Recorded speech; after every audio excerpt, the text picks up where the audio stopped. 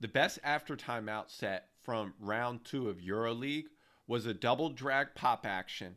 Then it flows into a dribble at back cut DHO, but it's all setting up a 5 rip screen. This was the best after timeout set I've seen, so let's break it down.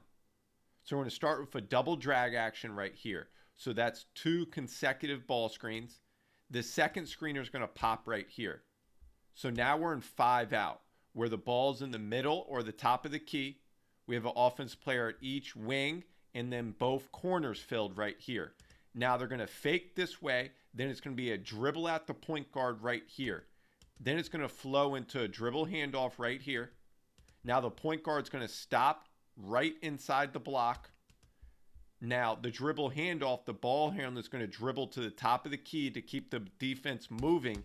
Now the point guard's going to set a rip screen right here, so a back screen for the 5 after that DHO, and it's wide open right here for a dunk. Here are 2 great end of game after timeout sets that are both ball screen actions with the team winning that extends the lead to help them close out this game in round 2 of EuroLeague. So this first one's going to be a slot ball screen. They're going to attack the screener's defender right here with a shorted action. So the screener's defender right here is at the level. So they're going to hit ahead right here.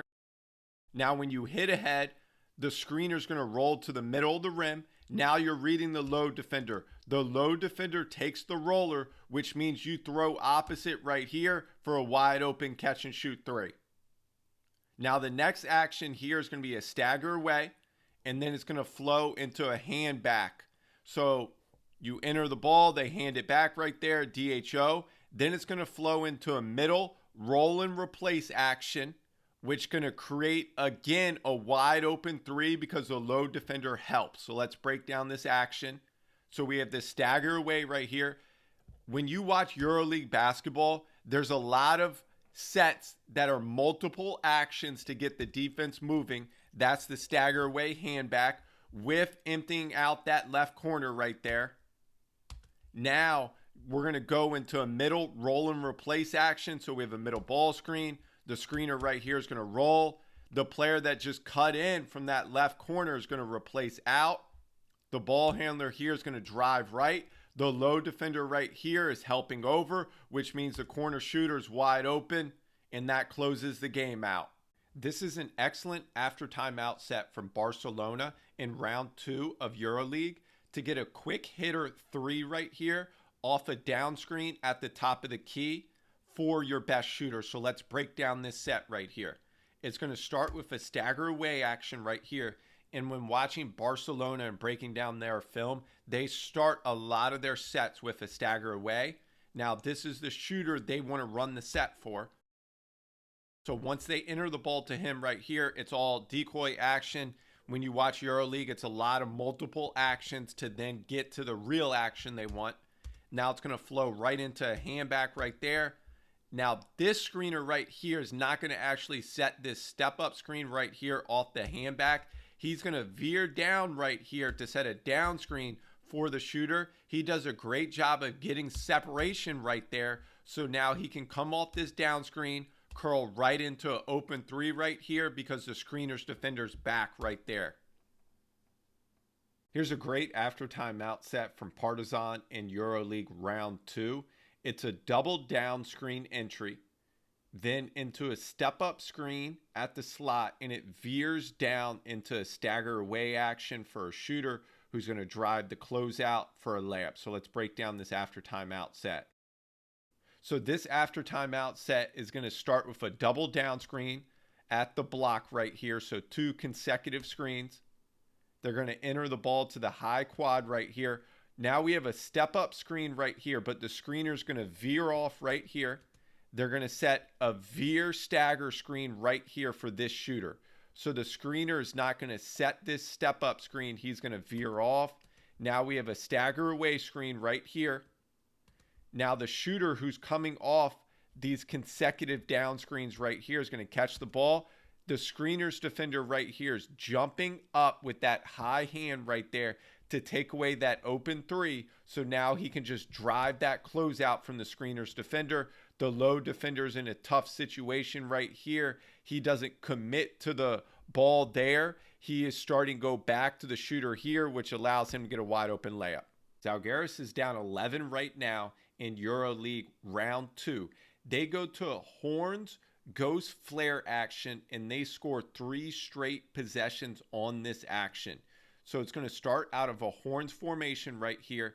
This is a shooter right here. He's going to set a step-up screen. He's going to ghost this action, so he starts to set it.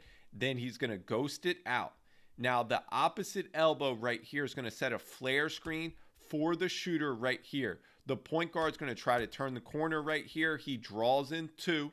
The screener's defender right here is protecting the paint, which means the flare is going to be wide open for the second 3 in a row. Same setup again. We have a horn, step-up, ghost. Now you can see, instead of running all the way up to here, they're setting it right inside the 3-point line. So the guard's able to turn the corner right here, but he's still going to ghost out.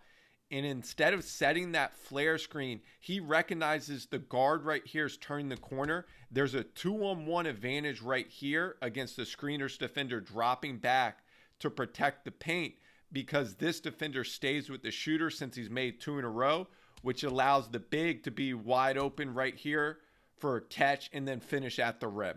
When breaking down and watching Paris basketball in EuroLeague, one of the aspects you're going to see is a ghost action with 2 guards and then drive the ball or hit a shooter. So in this after timeout set from round 2 of EuroLeague, we're going to see an Iverson cut over top, and they're setting it high right here outside the 3-point line.